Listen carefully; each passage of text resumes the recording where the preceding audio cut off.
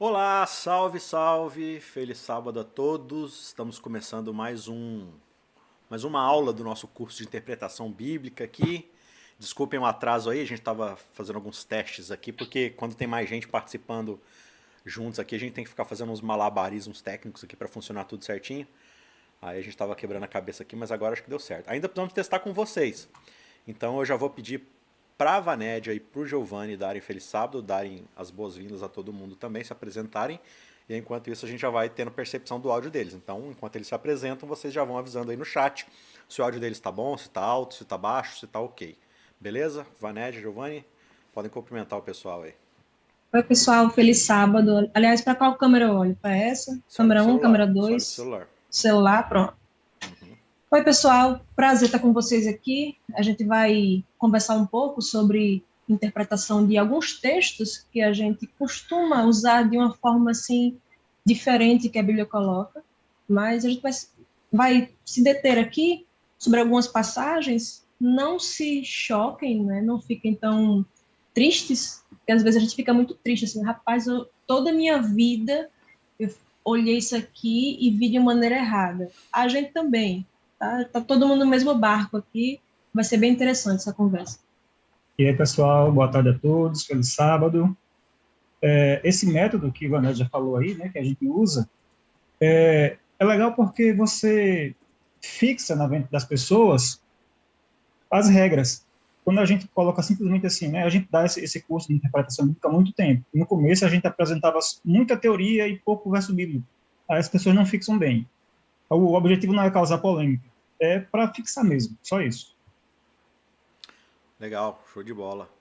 Então, para quem estava reclamando aí que só tem a teoria nesse curso, vocês vão tomar uma enxurrada de texto bíblico agora para ver como é que faz uma diferença quando você de fato leva em consideração a forma como a Bíblia foi feita para ser estudada, né? Então a gente vem falando aqui de vários pontos, várias lições, e os dois agora vão pegar aqueles bons e velhos versos bíblicos do nosso imaginário cristão e a gente vai trabalhar. A gente já tratou alguns deles aqui, né? Alguns desses versos bíblicos nos nossos exercícios. E agora eles vão pegar outros versos que a gente também não tratou aqui. Então acho que vai ser bem legal. Eu não lembro se foi o Will Souza que falou numa das aulas que a gente estava acabando com a caixinha de promessas dele. Né? Aqueles versos de caixinha de promessas, estava acabando com todas elas. Né? Mas é isso aí, gente.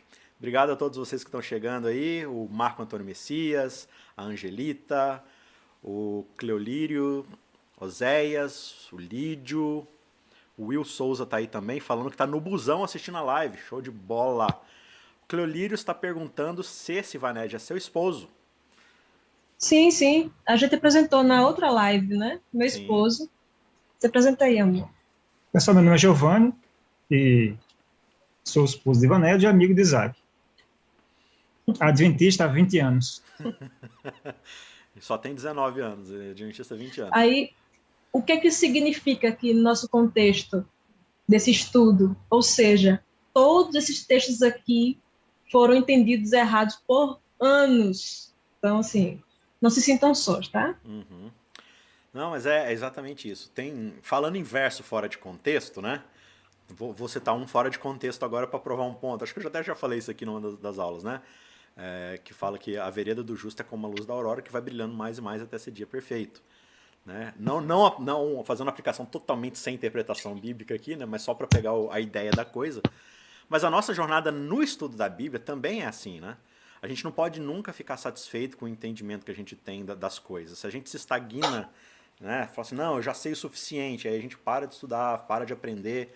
Eu acho que muitas partes da Bíblia são, inclusive, difíceis de serem entendidas, para a gente não achar que, agora eu já sei tudo, né? Então você está sempre sendo desafiado a aprender mais, estudar mais. E faz parte da nossa jornada de interpretação, de vez em quando, revisitar os velhos textos conhecidos para ver se a gente ainda entende desse jeito. Será que tem alguma coisa ainda no meu crescimento que me ajudou a entender melhor? Alguma coisa que eu aprendi que vai olhar para isso e me fazer olhar assim, não, peraí, eu acho que eu estava equivocado. Então essa humildade que a gente deve ter de não morrer abraçado com nossas preconcepções sobre a Bíblia são muito importantes na hora da gente de fato aprender. Só aprende aquele que está disposto a desaprender. Então acho que a primeira ferramenta que o estudante tem que ter é saber desaprender as coisas, né? Sim, sim. Porque se a gente não fizer assim, a gente vai ficar perpetuando erros, né? Então, assim, a gente, em vez de ficar, assim, triste, além da medida, porque a gente fica um pouco triste, né? Rapaz, isso aqui entendi errado a vida toda. Dá uma tristezazinha, mas que a alegria de a gente conhecer seja maior do que a tristeza de que a gente tem quando a gente percebe que a gente estava errado esse tempo todo. É para a gente ficar muito mais alegre porque agora a gente está tendo a oportunidade de conhecer de maneira correta a palavra de Deus. E o objetivo aqui, né, não é que alguém vai atingir a perfeição na interpretação da Bíblia. E ninguém vai ser salvo só se tiver uma interpretação perfeita. Não é isso. Mas aqui agora a gente vai ter consciência daquelas coisas onde a gente erra, tal, para a gente possa melhorar, né? Claro, é a palavra de Deus e merece toda a nossa responsabilidade, né? Exato. O Irving Reis está falando, que emoção, nunca vi Giovanédia juntos. Agora você sabe que não são a mesma pessoa, cada um é cada qual. E ao mesmo tempo são os mesmos, né? Show de bola. Galera, obrigado aí pela presença de todos vocês. Deixa eu ver, a gente estamos com 14 pessoas simultâneas aqui assistindo. Mas só estamos com 9 gosteis. Então, se você ainda não clicou no gostei, você é o culpado por causa dessa assimetria entre gosteis e espectadores. Então já senta o dedo no like aí para o vídeo ganhar relevância e aparecer aí na timeline de outras pessoas que estão num sábado à tarde sem ter o que assistir no YouTube. Então já vai aparecer para elas aí por causa do seu gostei missionário. Então já clica no gostinho aí e vamos que vamos. Pessoal, acho que podemos sem delongas então ir para os nossos exemplos aqui. Eu acho que no meio do caminho também vocês vão ir dando algumas dicas, né? Alguns outros princípios da interpretação e tudo mais. Primeiro princípio de sempre quando vamos estudar a Bíblia, oração, né? Então, Giovanni, você ora pra gente aí? Bondoso Deus, Pai querido, que estás nos céus, nós te agradecemos, Pai, te louvamos pela tua graça, pela tua bondade, Pai, porque se estamos aqui, meu Deus, nesse momento aqui reunidos, nesse bate-papo, porque o Senhor nos protegeu, o Senhor nos guardou, cuidou da nossa vida, nos deu saúde, condições financeiras para termos esses equipamentos. Então, meu Deus, temos muitos motivos para ser gratos ao Senhor, Pai. Amém. E sabemos que o Senhor quer o nosso bem, é o teu desejo de nós compreendermos tua palavra, e é com essa crença, meu Deus, com essa confiança na tua bondade, no teu bom propósito para nós, que nós te rogamos o teu Espírito Santo, que ele venha nos iluminar, nos esclarecer cada vez mais, neste momento em especial, em nome de Jesus. Amém. Amém. Amém. A Júlia falando, já acabou, cheguei atrasado. Não! Está começando. É o contrário. Vamos começar agora. Então você chegou no momento certíssimo. A gente vai então dar início aí, como para quem está chegando agora então. Ó, já estamos com... tá do jeito que eu gosto agora. Tem 17 pessoas assistindo e tem 19 gosteis. Então significa que tem gente que gostou e foi embora. Isso prova o quanto gostou, mas o importante não é gostar. O importante é dizer que gostou, né? Porque aí vai espalhando o link aí, né, pessoal? E não esqueça de compartilhar o link lá no grupo da igreja, no grupo da família, no grupo dos lulistas, no grupo dos bolsonaristas, no grupo dos ciristas, dos grupos dos isentão, dos apolíticos. Manda para todo mundo, para os amigos, para os inimigos. O importante é espalhar o bagulho. Então, gente, para quem está chegando aí agora, a ideia dessa aula é uma aula extra, tá? A gente está fazendo uma pausa aí, porque eu estou terminando de redigir as aulas que faltam para o nosso curso. E agora a gente vai ter essa aula extra aí com esses dois parceiraços aí, esse casal querido. Eles vão pegar alguns textos bíblicos aí que servem de exercício, né? Para a gente ver como é que é importante a gente dar essa olhada no texto bíblico com olhos um pouco mais... com critérios, né?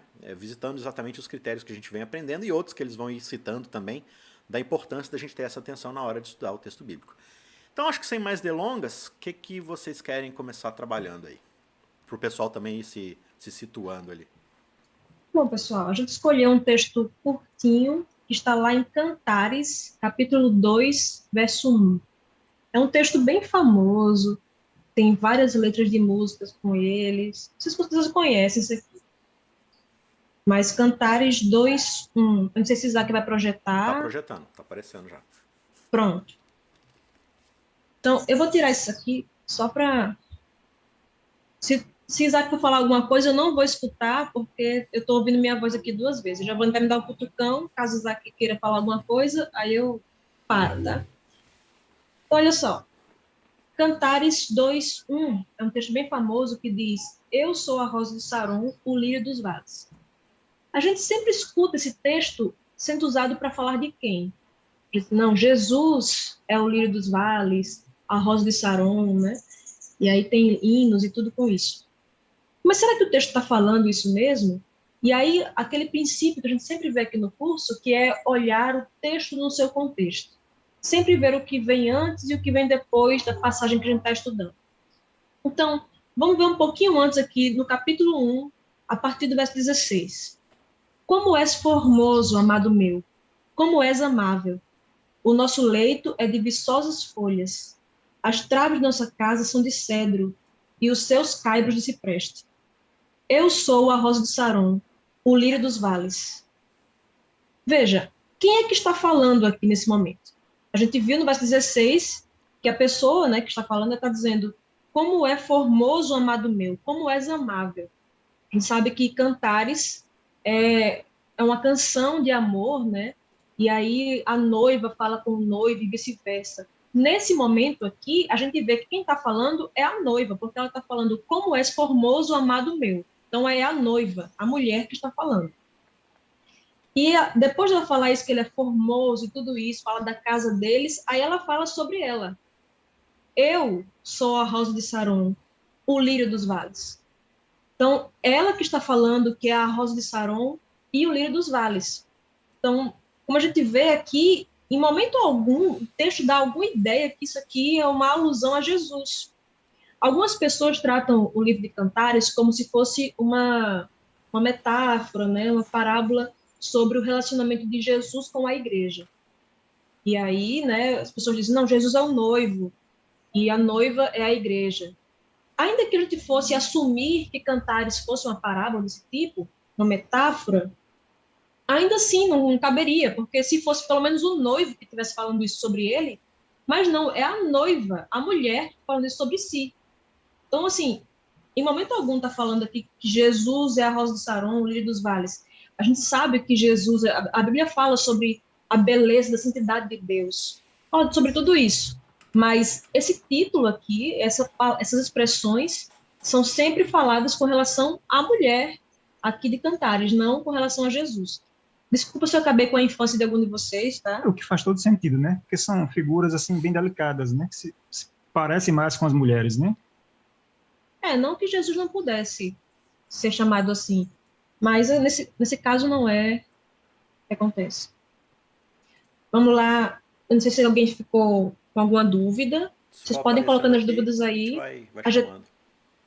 Pronto, a gente não está vendo o que vocês estão falando, mas lá que vai reportando para a gente se vocês têm alguma dúvida, tá? A próxima passagem está lá em Jeremias, no capítulo 19. Vocês estão na Almeida atualizada, né? Isso. Jeremias 19:1. É também um texto bem famoso, um trecho de música. Já está aí, Isaac? É 19:1 ou 19:11? 19:11. 11. Tá, então... Beleza, pode ir. Diz assim: E lhe dirás: assim diz o Senhor dos Exércitos, deste modo quebrarei eu este povo e esta cidade, como se quebra o vaso do oleiro, que não pode mais refazer-se, e os enterrarão em Tofete, porque não haverá outro lugar para os enterrar. Então, esse é um texto também bem famoso, que fala que Deus vai nos quebrar, né? E aí tem as músicas que falam, né? Quebra a minha vida, e a gente vai pedindo a Deus para ser quebrado por ele. Só que quando a gente vai ver aqui no contexto dessa passagem, esse quebrar aqui não parece tão desejável não, sabe? Porque, veja bem, o que é que está falando aqui com relação a Israel, né? Com relação ao povo de Deus? Veja a partir do verso 1 do capítulo 19. Assim diz o Senhor: vai, compra uma botija de oleiro e leva contigo alguns dos anciãos do povo e dos anciãos dos sacerdotes. Sai ao vale de Inom, que está à entrada da porta do oleiro, e apregou ali as palavras que eu te disser. E dize: ouvi a palavra do Senhor, ó reis de Judá e moradores de Jerusalém. Assim diz o Senhor dos Exércitos, o Deus de Israel: Eis que trarei mal sobre este lugar, e quem quer que dele ouvir, retenir-lhe-ão os ouvidos. Porquanto me deixaram e profanaram este lugar, queimando nele incenso a outros deuses que nunca conheceram, nem eles, nem seus pais, nem os reis de Judá, e encheram este lugar de sangue de inocentes.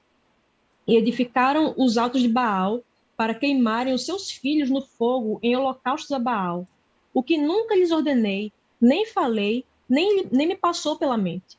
Por isso, eis que vem dias, diz o Senhor, em que este lugar já não se achará, não se chamará Tofete, nem vale do filho de Inom, mas o vale da matança.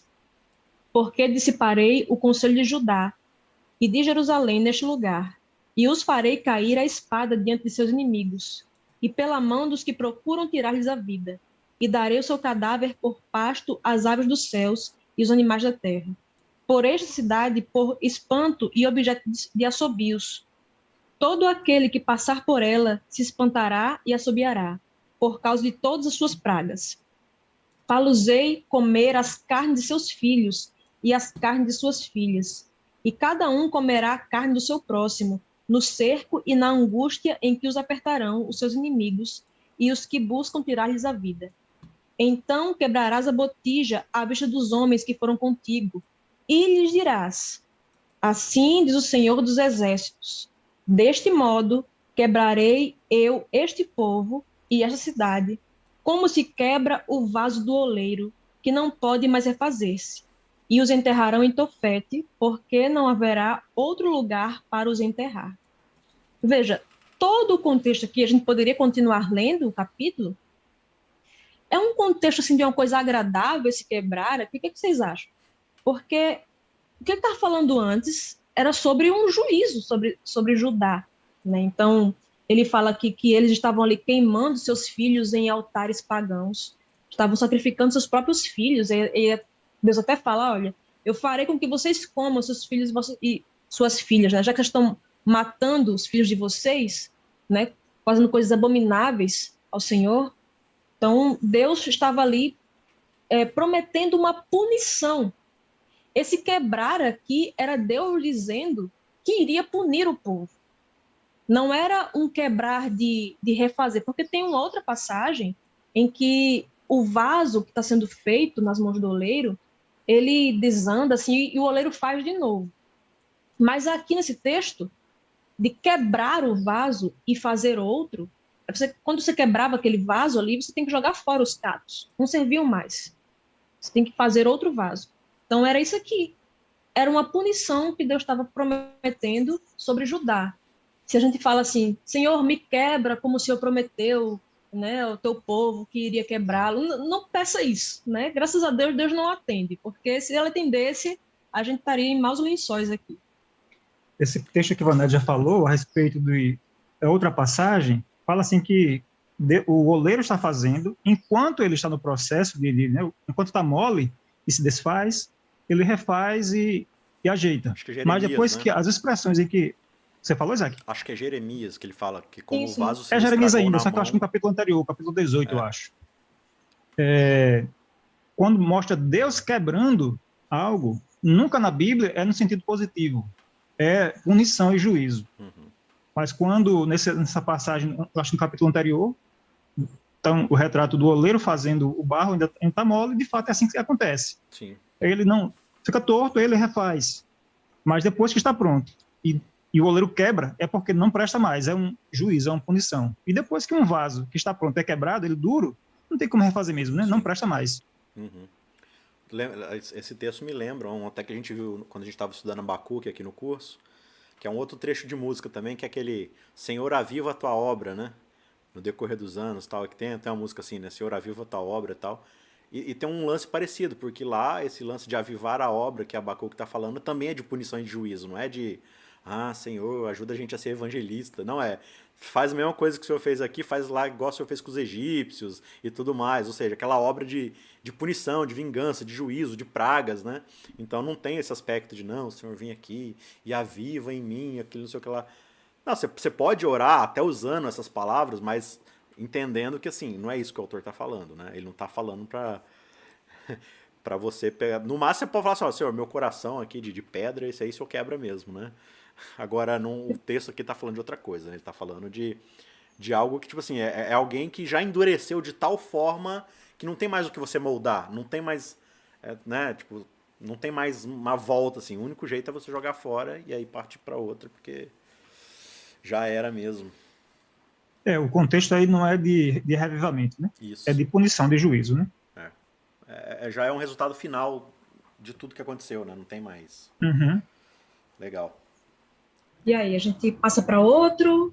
Como é que você que manda Ó, aí? a Rosiana tá falando, nesse estudo com o Isaac e os convidados, a gente se desequilibra e depois se equilibra de novo. Muito bom.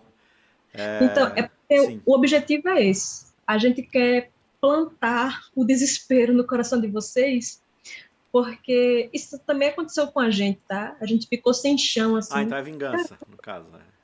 Pois é, a gente quer passar adiante, né? Desconta no outro. Mas não, é porque é o seguinte, isso é muito importante. Essa tristeza que vem pelo fato de a gente, caramba, todo esse tempo eu falava isso aqui errado, ensinava errado. Isso é muito importante para nos dar humildade quando a gente vai estudar a Bíblia.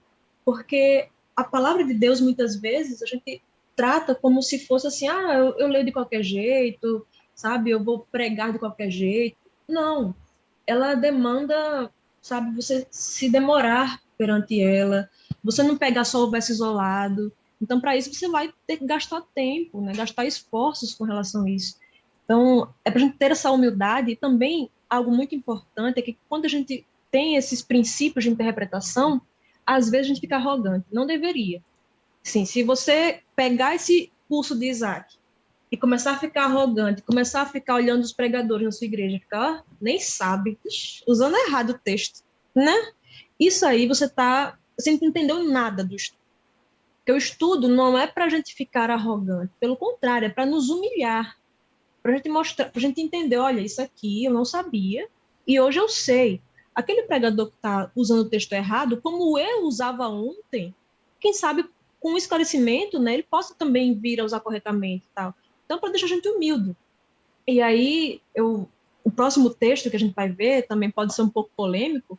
Eu já preparo vocês de antemão que, né, não sei quem tá, se todo mundo estava aqui no começo, e eu repito, todo esse texto aqui a gente usava de maneira errada. A gente está pegando aqui uma sequência de textos que são usados em músicas de forma errada.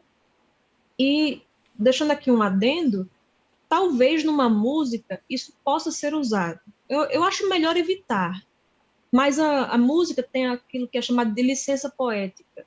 Então, talvez com uma licença poética a gente pode usar, né? Agora, se você já sabe que esse texto não está falando disso, não vá compor uma música usando o texto que não está falando daquilo. Mas eu não acho que seja errado, necessariamente, sabe, cantar essas músicas. Alguém pode discordar, tá? Mas você pode até utilizar, porque no sentido da música tem um sentido positivo ali, desde que você saiba que aquela passagem não está falando daquilo. E essa passagem que a gente vai estudar agora também é muito usada numa música muito famosa, muito bonita essa música, Eu mas acho não que está falando daquilo. um princípio em cima do que você está falando aí, talvez, Vaned, é o seguinte. Quando uma outra pessoa, como por exemplo um artista, um cantor, um compositor, ele está pegando uma frase de um desses versos e está usando na sua música, como é que você vai interpretar essa frase? Você vai interpretar nas intenções e no contexto do que o compositor da música está querendo falar, e não do que o texto bíblico está querendo falar. Uhum. Porque não necessariamente o intérprete ou o compositor ele está interpretando o texto bíblico. Ele achou aquela frase bonita e ele emprestou ela e às vezes ele vai no restante da sua música dar toda uma aplicação. Então, por exemplo, eu quero ser, Senhor amado, como um vaso nas mãos do oleiro. Por quê? Quebra a minha vida e faz ela de novo. Então ele está usando a imagem ali, mas ele não está interpretando aquele texto bíblico. Então você não pode pegar a música e falar assim, não, a música está explicando o texto bíblico. Não, o que o autor da música está querendo utilizar com aquela frase. Agora, você tem a escolha de não usar, é melhor você, de fato, evitar para não causar esse tipo de confusão. Porque vamos convir que a gente é preguiçoso no estudo da Bíblia. Então qualquer desculpa que a gente tem de usar a interpretação dos outros para a gente, para nos poupar de ter que fazer o exercício de estudar, a gente já pega, né? Então é mais esse cuidado que a gente deve ter aí de fato falar, não, peraí, o autor está usando, mas ele está interpretando o texto, ele está de fato, né? Um exemplo que ele já deu aqui antes, que foi aquele de Ellen White, utilizando lá aquele texto clássico, né? De nem olhos viram, nem ouvidos ouviram. Ok, ela é uma autora inspirada, mas ela está interpretando o texto, ela pegou aquele texto e está dando... Ela está falando de uma outra coisa, então precisa entender o que ela está falando e não entender que ela está interpretando o texto ali naquele contexto, né? E também, assim, a música ensina muito. Às vezes você quer decorar alguma coisa, os cursinhos fazem muito isso, né? Coloca aquilo ali, aquela matéria que está sendo estudada, numa letra de uma música, pronto, se decora no instante. Então, às vezes, a gente fica com o costume de aprender errado, né, de não ir para o contexto, porque a gente se viciou nesse estudo, somente por causa de músicas e, enfim, frases de camiseta, né? Então, a gente tem que ter esse cuidado. Exato. A Cléo está falando... É preciso desaprender para aprender de verdade, porque a gente aprendeu muita coisa errada, às vezes sem o contexto, né? Então tem que ter humildade para reaprender o que for preciso. A Rosângela está dizendo, o conhecimento liberta, a sabedoria vem acompanhada de humildade. Só Deus detém toda a sabedoria, quanto mais se aprende, mais se tem consciência de que ainda temos muito por aprender. O Edson está falando, é preciso ter humildade para se desconstruir, para ser edificado pela leitura correta da Bíblia. Somos todos preconceituosos em desconstrução, esse papinho. Preconceituosos da leitura bíblica em desconstrução, porque a gente traz nossos preconceitos para a leitura bíblica, então de fato, nesse sentido, a gente precisa desconstruir mesmo. Mas lembrando, gente, isso é um papel de submissão ao Espírito Santo, né, de humildade, né, como já foi mencionado aqui também. E a Cléo dizendo, muitas vezes a nossa cosmovisão atrapalha no entendimento do texto. De fato, se a gente não tem uma cosmovisão convertida a Deus, com o Espírito, de fato é difícil. E vai ter um verso que a gente vai falar aqui que tem a ver diretamente com cosmovisão, que é uma cosmovisão errada sobre as pessoas, sobre a natureza humana, que faz a gente interpretar um texto bíblico de maneira muito clara, assim, a ligação entre cosmovisão e interpretação bíblica. A Vané já vai depois falar desse texto. Legal. E o Marco Antônio falando, já estou apavorado. Beleza. Antes da gente ir para o próximo texto, então vamos ouvir aqui um louvor com Arautos do Rei? Não, brincadeira, vamos direto pro texto. Então, gente, é Zacarias 13:6. Graças a Deus que a gente está aqui remotamente, que a gente não corre risco de apanhar. Só de ser cancelado. Não é cancelado na internet, né? Mas Zacarias 13:6 já está aí? Sim, está na tela, pode ir lá. Então vamos ler. Se alguém lhe disser, que feridas são essas nas tuas mãos? Responderá ele, são as feridas com que fui ferido na casa dos meus amigos. Que feridas são essas nas tuas mãos? Ele tem uma letra, assim, uma música maravilhosa sobre essa passagem. Mas aí, como a gente falou, né? Não necessariamente o autor precisa estar fazendo exegese, uma interpretação do texto, né? Existe a no sermão poética. se exige isso, né? O sermão no sermão é necessário, mas às vezes na música a gente dá uma licençazinha, tem uma misericórdia, né, para o poeta, né? Ele pode fazer um empréstimo literário, né? Mas veja, a quem isso aqui se refere geralmente quando a gente escuta esse texto? As pessoas falam que isso aqui é Jesus falando para as pessoas que vierem perguntar para ele, que feridas são essas nas tuas mãos? Aí ele vai contar a história da redenção, né? A gente chora, tudo isso. Mas é isso que o texto está falando? Então, vamos ver, a partir do verso 1 do capítulo 13, diz assim, naquele dia haverá uma fonte aberta para a casa de Davi e para os habitantes de Jerusalém, para remover o pecado e a impureza, e acontecerá naquele dia, diz o Senhor dos Exércitos, que eliminarei da terra os nomes dos ídolos, e deles não haverá mais memória. E também removerei da terra os profetas e o espírito imundo. Quando alguém ainda profetizar, seu pai e sua mãe que o geraram lhe dirão, não viverás, porque tens falado mentira em nome do Senhor.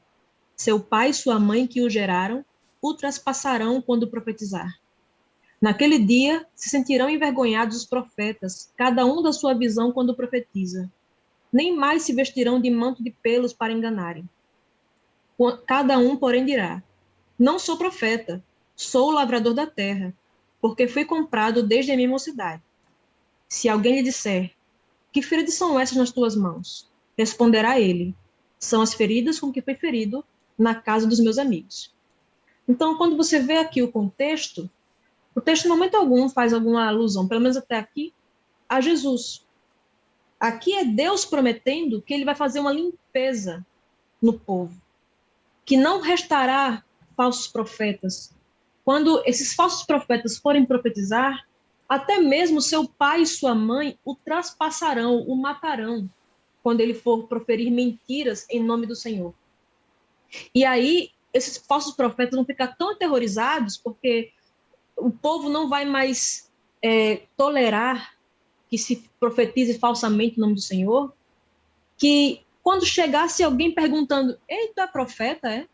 Ele ia ficar com tanto medo que ele ia dar aquele famoso migué, né, que a gente chama. Porque as pessoas iriam ver ele que, né, os profetas eram pessoas que eram bem identificáveis, sabe? Eles se vestiam com manto de pelos, né, e para profetizar e tudo isso. E quando eles estavam lá vestidos daquilo, a pessoa perguntava, tu é profeta? Ele, não sou profeta não, eu sou lavrador da terra. Aí a pessoa, você é lavrador? E que feridas são essas nas tuas mãos? Por que elas perguntam isso? Porque se você vai ver como eram os rituais de profetas falsos, eles se mutilavam, né? Eles se flagelavam. Quando você vê lá Elias no Monte Carmelo, os profetas de Baal passaram o dia inteiro se flagelando, clamando a Baal. E aí as pessoas vão perguntar, que feridas são essas? A palavra mão, no hebraico, não existe uma palavra para esta extremidade do corpo. Então, mão pode significar o braço inteiro, até mesmo o peito. Então, tanto é que algumas traduções vão trazer que feridas são essas no teu peito, ou no teu corpo também vai ter assim. Porque tudo isso aqui era a mão para a mentalidade hebraica. Então, que feridas são essas no teu peito, na tua mão, no teu braço? Eram aquelas feridas que eram notórias dentre os profetas, os falsos profetas, que se flagelavam. A pessoa vai dizer, você não é profeta não, e essas feridas aí? Tipo, denunciando que você é profeta. Aí ele diz, rapaz, isso aqui, sabe, eu caí. Foi na casa de um amigo meu ali, sabe, eu tava lá e sofreu um acidente lá e me machuquei aqui, ó. Sabe, dando um migué para escapar da punição que viria sobre os falsos profetas. Então, aqui, esse cara que está falando isso é um mentiroso. Ele está mentindo, porque ele é um falso profeta que está querendo fugir disso. Aí você pode se perguntar assim, mas e o verso 7? Vamos ler o verso 7? Desperta, ó espada, contra o meu pastor e contra o homem que é o meu companheiro, diz o Senhor dos Exércitos. Fere o pastor e as ovelhas ficarão dispersas, mas volverei a mão para os pequeninos. Quando você vai ver, Jesus no Novo Testamento aplica isso aqui a ele mesmo. Quando ele estava sendo preso, ele disse, fere o pastor e as ovelhas ficaram dispersas. Então, Jesus aplicou isso aqui a ele. De fato, quando você vai ver no texto, há uma mudança de assunto. Tanto é que você vai ver que essa palavra aqui, se você tem uma Almeida, por exemplo, esse desperta aqui, o D está em negrito. Então, toda vez que você vê a primeira letra da frase em negrito, significa que ali tem um parágrafo. Se está na NVI, você vai ver que isso aqui é um parágrafo também separado. Então, aqui já está uma mudança de assunto. Os versos anteriores estavam falando sobre a punição que Deus iria trazer sobre os falsos profetas e que eles ficariam temerosos com essa punição e iriam parar de profetizar e iriam até se esconder dizendo que não eram profetas. E aqui o assunto já é outro. Veja que ele está falando que ele volverá a mão para os pequeninos. Já não é mais uma punição que está sendo prometida aqui. Né? Então você vê que houve a mudança de assunto e, de fato, o verso 7 é se referindo a Jesus. Mas o verso 6 é o oposto, é se referindo aos falsos profetas. Quer ter um contraste aí, né? Entre o falso e o verdadeiro. Isso, exatamente. O falso vai fugir, né, da responsabilidade, não vai assumir seus BO, e aqui o verdadeiro, ele vai ser ferido por causa das suas ovelhas. Né? Ele vai volver a mão para os pequeninos, ele vai cuidar das ovelhas, diferente desse que vai fugir da sua responsabilidade. E se você tem alguma dúvida a esse respeito, se você tiver a Bíblia de Estudo Andrews, que é publicada pela CPB, dá uma conferida na explicação que eles dão do verso 6. É exatamente essa mesma que o Vanédio acabou de fornecer aí. Legal. O Irving está dizendo que a Ellen White usa esse texto para falar de Jesus e tal, né? Mas, de novo, ela está pegando um empréstimo do fraseado ali e não fazendo uma exegese do texto, né? Se o Giovanni não der um migué de que foi ferido em casa de amigos, a gente vai marcar uma aula com ele depois do curso, né? Mais para frente aí, para falar sobre essa interação que há entre Ellen White e a Bíblia ali, né? Qual que é o balanço que a gente tem que ter e tal. Então, é uma aula que ele está preparando aí, acho que vai ser legal a gente conversar sobre isso também. É sério, eu achava que tinha achado um substituto, mas então eu vou preparar então. Ó o Miguel, já que não deu certo. Ó o Miguel. Daqui a pouco aparece com o olho roxo e fala que escorreguei no banheiro. Eu já fiz esse compromisso em público aqui, que é para não ter muito para onde ir. Agora não tem para onde correr, né? Mas acontece muito isso, né? Muita gente, aí de novo entra a questão da humildade, né? Muita gente não quer se desprender, fala assim, mas Ellen White falou tal coisa.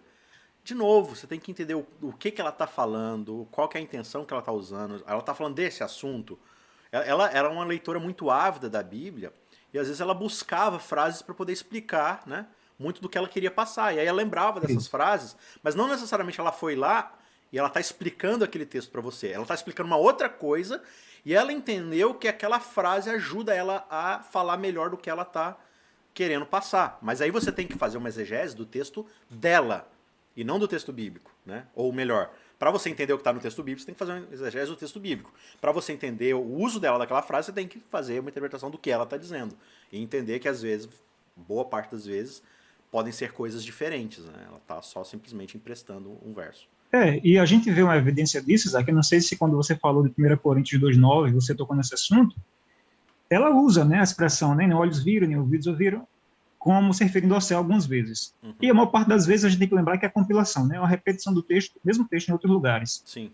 Mas ela usa esse texto no livro Desejo das Nações, seguindo o pensamento exegético, de acordo com o propósito de Paulo, fazendo uma aplicação à revelação de Deus, do Espírito Santo, tal, do plano da salvação. Uhum. Ela usa esse texto quando Pedro faz aquela declaração de que Jesus é o Cristo, o Filho de Deus vivo. Ela fala que foi o Espírito Santo que revelou a ele, e ela usa como base para isso esse texto de 1 Coríntios 2,9. Uhum.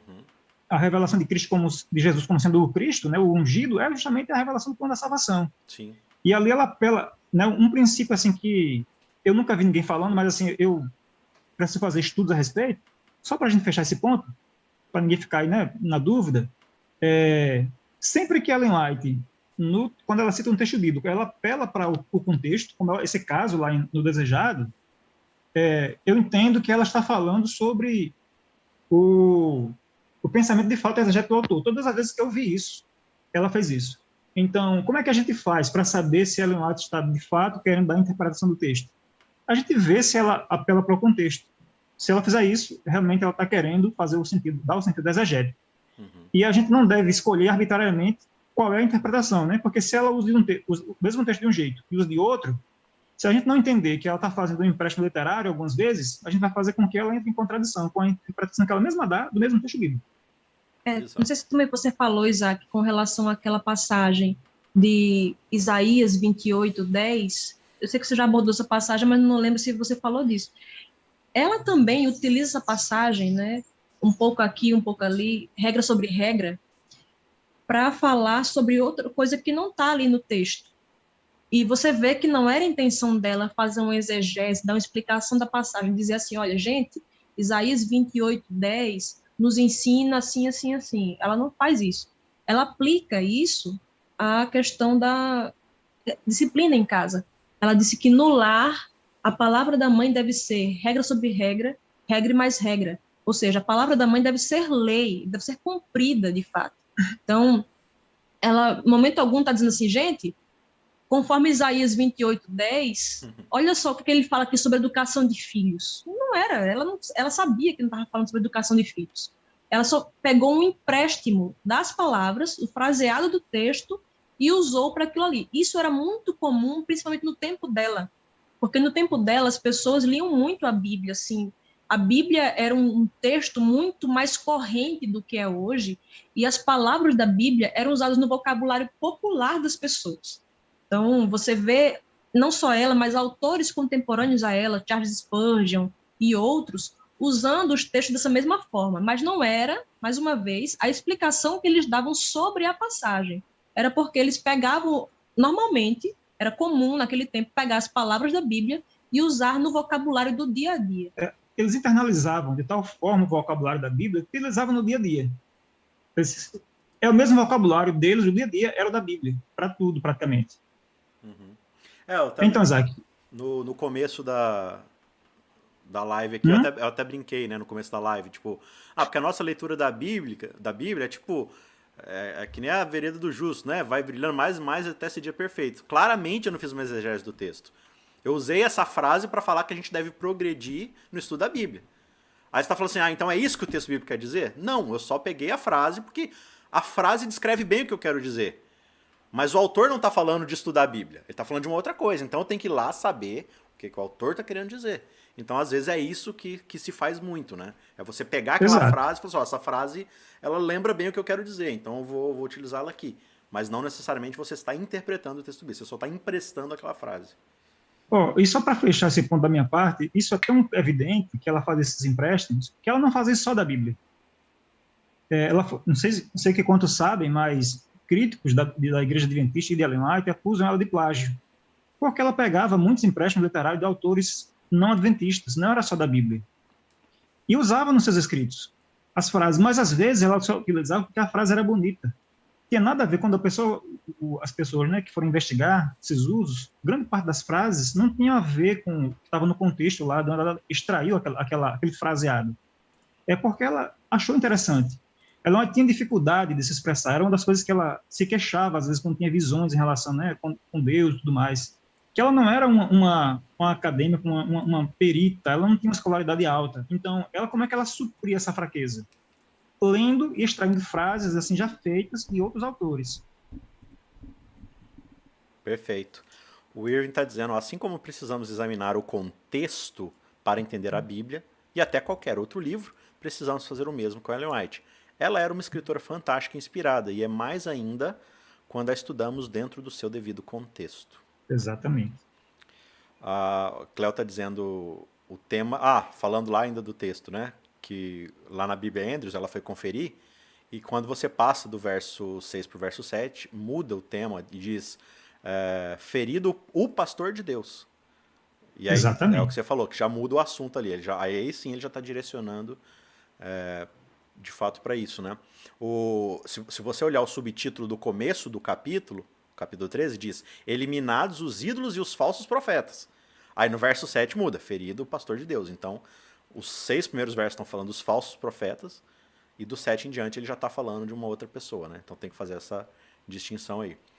A gente relembra Pode falar. A gente relembra aquele ponto que os versos bíblicos não são unidades de pensamento completo.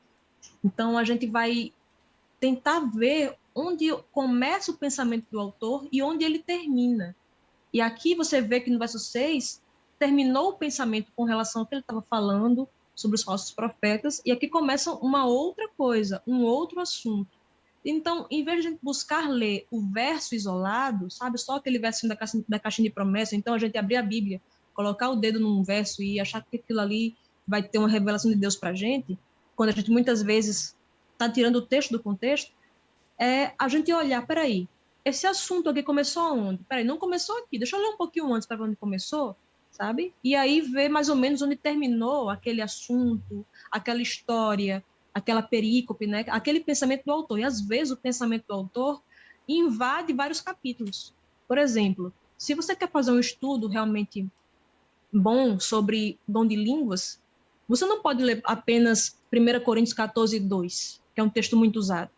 Você vai ter que ler pelo menos o capítulo 12, 13 e o 14, no mínimo, para você poder estudar ali o dom de línguas em 1 Coríntios.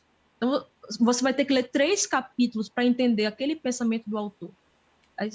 Com a Bíblia toda é assim, a gente tem que pegar, peraí, onde foi que começou esse assunto, onde foi que terminou, para a gente poder ver qual era o que era a mensagem que o autor estava querendo passar para a gente. Uhum. O Lídio dizendo, cada livro tem seu contexto e cada assunto, né? Independente de ser a Bíblia ou não, né? Cada Cada obra literária tem seu contexto. E a Nete dizendo, a Vaned e o Giovanni estão acabando com tudo que eu aprendi. Até sermões que eu já ouvi. Mas ela falando que estamos quebrando a sua vida e fazendo de novo. Fazendo de novo, exatamente. Mas ela está falando de jeito positivo, porque ela está aprendendo bastante. Beleza. Podemos ir? Podemos. O que temos agora? O próximo verso que nós vamos tratar, gente, é Mateus capítulo 5, versículo 48. Isaac vai projetar aí. Deixa eu abrir aqui. Mas eu já acho que vocês estão com a Bíblia de vocês também, né? Com certeza. Eu vou ler aqui o texto, tá? Espera aí, deixa eu só projetar assim, aqui. Vai abrir. Vai abrir? Ok. Isso aqui não vai acabar com a infância de ninguém, pelo contrário, vai melhorar bastante. Pode ir. Posso ler? Ok. Pode sim. Portanto, sede perfeitos, como perfeito é o vosso Pai Celeste. Como é que a gente costuma ouvir esse texto? Eu, quando entrei na igreja, 20 anos atrás, e durante um bom tempo, eu escutei pessoas usando esse texto aqui, e eu mesmo pensava que Jesus estava dizendo que para a gente ser salvo, a gente tem que ter uma impecabilidade. Tem que ser perfeito no sentido de não ter defeitos de pecados, de falhas morais. Será que é disso que o texto está falando? Então, a gente vai usar aqui a regra interpretativa primordial, maior de todas, que é olhar o contexto, mas a gente vai falar mais uma regra interpretativa, que eu não sei se já falou nos vídeos anteriores, que é você olhar passagens paralelas. E depois eu vou definir o que é uma passagem paralela, mas primeiramente vamos ver o contexto. Foi a última aula, ele disse. Foi uma aula, beleza.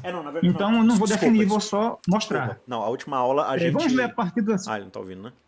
Desculpa. Não, pode falar, estou ouvindo. Não, assim, é que na última aula, na verdade, a gente falou sobre comparação de palavras em outros versos. Tá. A próxima aula que a gente vai aprender a olhar aquele ensino, aquela ideia em outros lugares. Fazer uma comparação de uso das escrituras em outros lugares. Pronto, mas acho que esse daí vai ser uma mescla dos dois, então acho que é importante frisar. Então, vamos primeiramente para a regra principal de todas, gente. Isso precisa ser enfatizado, acho que não é exagero enfatizar todas as vezes. A principal regra interpretativa é olhar o contexto literário, o que vem antes e vem depois. Vamos lá, vamos ver a partir do versículo 43. Ouvistes que foi dito, amarás o teu próximo e odiarás o teu inimigo. Eu, porém, vos digo, amai os vossos inimigos e orai pelos que vos perseguem, para que vos torneis filhos do vosso Pai Celeste, porque ele faz nascer o seu sol sobre maus e bons, e vir chuva sobre justos e injustos. Porque se amardes os que vos amam, que recompensa tendes? Não fazem os publicanos também o mesmo? E se saudardes somente os vossos irmãos, que fazem demais? Não fazem os gentios também o mesmo? Portanto, sede vós perfeitos, como perfeito é o vosso Pai Celeste. Veja só, a primeira palavrinha do versículo 48 é qual? Portanto. Portanto, qual a função do portanto numa frase, num texto? Está explicando, ou justificando, ou concluindo algo que foi dito antes. Então, esse portanto é uma conjunção que mostra que a gente não pode entender o versículo 48 a parte dos versículos anteriores. E a partir do versículo 48 que a gente leu, do que é que a gente está falando? Ele fala de ser perfeito no sentido sem pecado, é disso que ele menciona aqui. Ele fala para a gente ser o quê? Ser igual a Deus. Mas em que sentido? Opa! Desculpa aí, pessoal. Acho que só inverte a Acho que a gente tá de cabeça para baixo, né? Isso, É. só ver se consegue inverter aí. Não sei. Aí, pronto. Perfeito. Desculpa aí, gente. Eu sou desastrado mesmo. Perfeito. De vez em quando vocês vão ver olhando para outro lugar, olhando para baixo, porque eu estou olhando para o computador, porque eu me esqueço de olhar para o celular. Então, estava onde? Sim, o contexto fala de a gente ser igual a Deus. E em que sentido? Era no sentido de ser perfeito sem pecado? Não. Era no sentido de você amar igual a Deus. Mais uma vez, em que sentido? E a gente não ter um amor parcial. A gente não pode amar só as pessoas boas. A gente tem que também amar e cuidar das pessoas más. Das pessoas que nos consideram como inimigas e querem o nosso mal. Então, assim, ele dá o exemplo, né, Jesus? Deus faz nascer seu sol sobre maus e bons, sobre justos e injustos. E ele dá vários exemplos que a gente deve fazer o mesmo. Então, o perfeito aqui, que Jesus fala, é nesse sentido. E a gente não tem um amor que faz acepção de pessoas, que ama só quem faz o bem para a gente. Porque dessa forma os maus também fazem. né, os pecadores, os traficantes e até os muçulmanos, desculpa aqui, né, para algumas pessoas que têm preconceito, mas o pessoal do jihad lá, que quer matar o povo, eles amam as pessoas que estão próximas dele, que fazem o bem, que seguem a religião deles. E a gente não pode fazer da mesma forma. Então, agora a gente vai confirmar isso aqui através de uma passagem paralela. E qual é a passagem paralela dessa aqui? Abra o livro de vocês lá em Lucas, capítulo 6, versículo 36.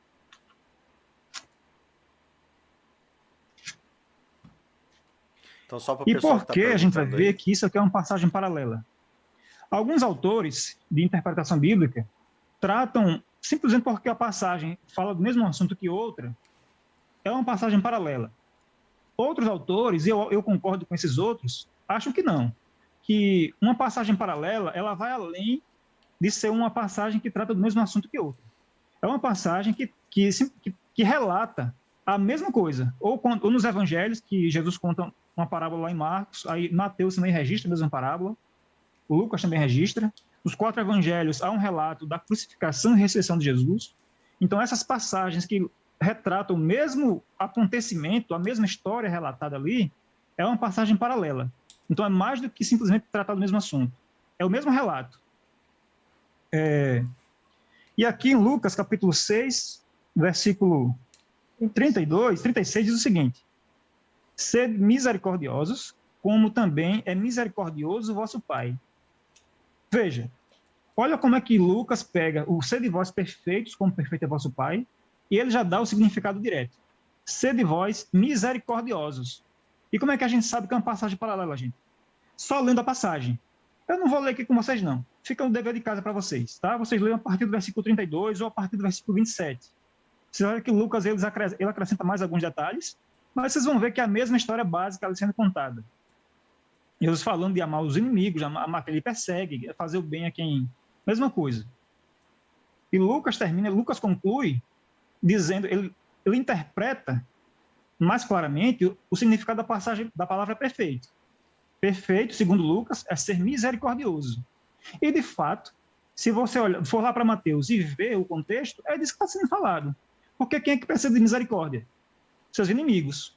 Então, sede vós perfeitos, ou seja, seja misericordioso, como o vosso Pai Celeste, que faz o seu sol nascer sobre os maus também, não só sobre os bons.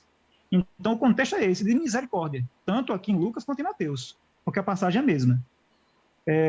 E algumas pessoas ainda têm uma dificuldadezinha, eu vou só mencionar rápido, porque o objetivo não é esse, com a palavra perfeito. Algumas pessoas ainda têm certa dificuldade. Por quê? Porque a palavra perfeito não dá essa ideia, assim, no tempo atual, né, de realmente você ser misericordioso, né, não parece ter a ver. Mas a palavra original, utilizada lá que Mateus usou, né, é a palavra teleios. Essa palavra, em outras partes do Novo Testamento, é traduzida como amadurecido, como adulto, como completo. Se você for lá em Tiago, na Almeida Revista Atualizada, Tiago 1, verso 4, fala que nosso amor deve ter ação completa. A palavra completa, no original, lá em Tiago 1, verso 4, é a mesma palavra aqui de Mateus 5,48, perfeito, teleios. Ou seja, é possível que os tradutores teriam acertado mais se lá em Mateus 5,48, em vez de traduzir como perfeito, tivesse traduzido como completo. Ficaria mais claro para a gente ocidental, que não tem um entendimento, né, dos autores bíblicos. Então, sede vós completos. Completos em quê? Em amor. Como é completo, vosso Pai Celeste. Ou seja, porque não é parcial, não é pela metade. E assim, também a gente tem a mania de trazer as concepções que a gente já tem para o texto. E aí a gente tem a concepção de que perfeição é algo sem pecados, sem falhas completamente, que não era a ideia aqui. A gente tem uma noção grega de perfeição, né? Disse que quando o primeiro telescópio foi apontado para a Lua e foi percebido que existiam crateras na Lua, sabe? Foi um choque, porque como é que pode, né? Em vez de ser algo perfeito, quando foi visto que as órbitas dos planetas não são perfeitamente circulares, como imaginou Aristóteles, mas são elípticas.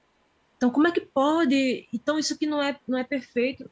Sabe, essa noção de perfeição como um círculo perfeito, como algo que não tem crateras, não tem, sabe? Essa é uma noção grega. não é a noção bíblica de perfeição. Então, quando o autor aqui fala perfeição, é para a gente entender no sentido que ele entendia, no sentido de você ser completo, e ser completo em quê? Em misericórdia, em amor, você não amar de maneira parcial, amar só quem ama você. Você tem que amar igual a Deus, que ama a todos, tanto aqueles que amam a Deus, quanto aqueles que odeiam a Deus. Deus ama essas pessoas também. Então, a gente tem que ser igual a Deus nesse sentido. Então, sermos perfeitos, completos, misericordiosos, como misericordioso é nosso Pai. Paulo usa lá essa palavra lá em Filipenses, não precisa abrir, Filipenses 3, verso 15, fala assim, nós que somos perfeitos, papapá, e segue. Ou seja, Paulo falou de si e dos crentes da igreja de Filipos, nós que somos perfeitos. Para Deus, há um sentido, isso já foi tratado aqui, né? Nós já falou isso muito no Contracultura, há um sentido em que nós, diante de Deus, já somos perfeitos, né? Ao já ainda não, aquela coisa toda. Sim. Tem alguma pergunta sobre isso ou a gente pode passar? Não, tem não. Só um ponto aqui, refrisar pro pessoal. Para quem assistiu a última aula aí, a última aula foi sobre comparação de palavras, né? E o Giovanni deu um exemplo aqui da palavra teleios. Então acho que é legal se você não lembra como faz, volta lá na aula, porque a gente ensinou na prática como fazer isso no aplicativo. Então você vai abrir o texto de Mateus 5 lá no aplicativo My Bible.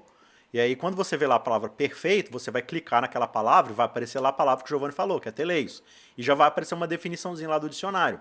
Aí você vai clicar naquela lupinha que tem do lado e ele vai mostrar para você onde aparece aquele mesmo verbete em outros textos do Novo Testamento. E aí você vai fazer aquele exercício que a gente fez de começar a ler rapidamente todos esses textos para ver qual que é o uso que ele vai aparecer no contexto dos outros textos, para confirmar se é isso ou não. Se realmente ele está falando ali de uma perfeição grega, assim, né, de você, aquele mundo das ideias, né, aquela coisa transcendente, ou se de fato ele está falando de algo mais. Então, pelo contexto dos outros usos dessa palavra, como o Giovanni citou 2 exemplos aí, né, de Filipenses e também, qual foi? De Tiago, né?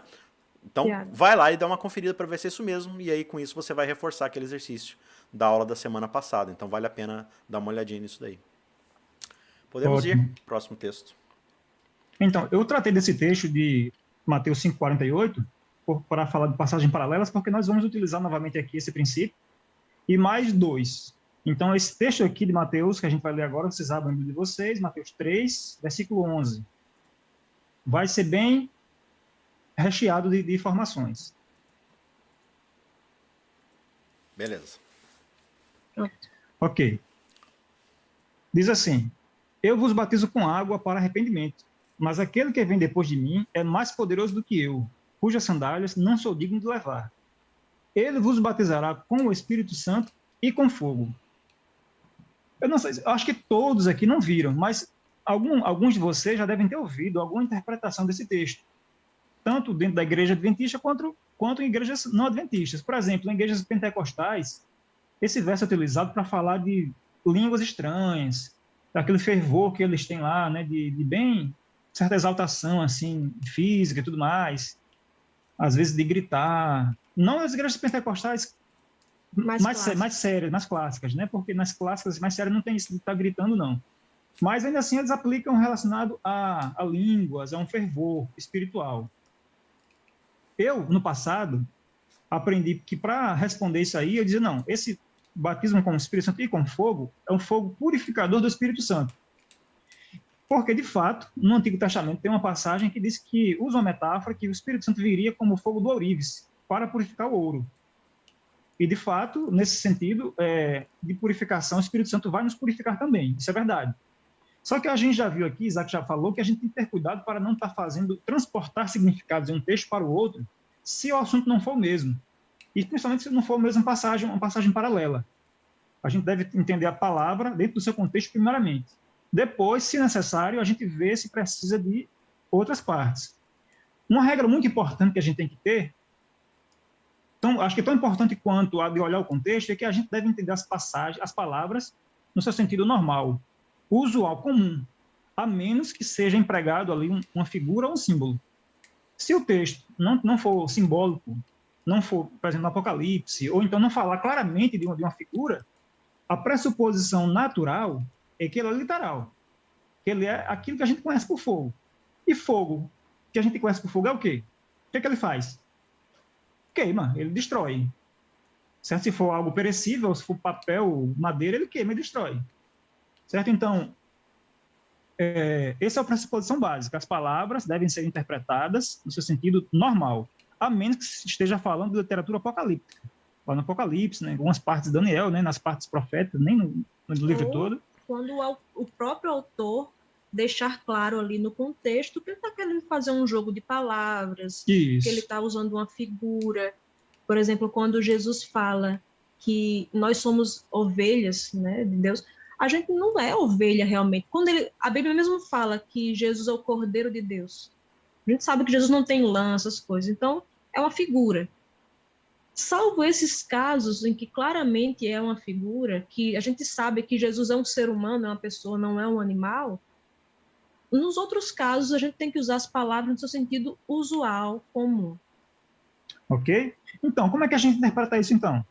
Vamos primeiramente para o contexto. Vamos ler a partir do versículo 4. Usava João vestes de pelo de camelo e um cinto de couro. A sua alimentação eram gafanhotos e mel silvestre. Então, saíam a ter com ele Jerusalém, toda a Judéia e toda a circunvizinhança do Jordão, e eram por ele batizados no rio Jordão, confessando seus pecados. Vendo ele, porém, que muitos fariseus e saduceus vinham ao batismo, disse-lhes: raça de víboras, quem vos induziu a fugir da ira vindoura? Produzi, pois, frutos dignos de arrependimento, e não comeceis a dizer entre vós mesmos: temos por pai a Abraão, porque eu vos afirmo que destas pedras Deus pode suscitar filhos a Abraão. Já está posto o machado à raiz das árvores. Toda árvore, pois, que não produz bom fruto, é cortada e lançada ao fogo.